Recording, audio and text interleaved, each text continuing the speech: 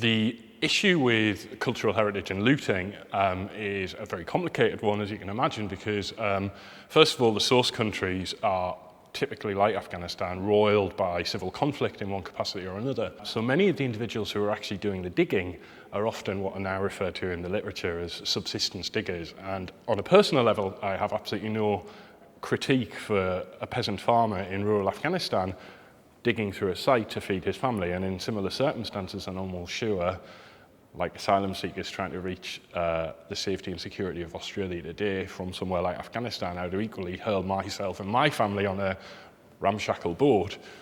The problematic end, certainly for me and what I experienced in the UK and to a lesser degree here in Australia, are the purchasers. And one of the ironies is that the black market is in many ways actually simply a grey market. What's ostensibly legitimate thrives very much from this somewhat murky and foggy world of illegitimacy, of illegitimacy. It's very difficult to prove, legally speaking, that an object's being looted. And very typically what happens is large auction houses or eBay or individual dealers will simply say something along the lines of, well, this was provided to us for consignment by an individual by the name of Andrew, who said he found this in his granny's attic.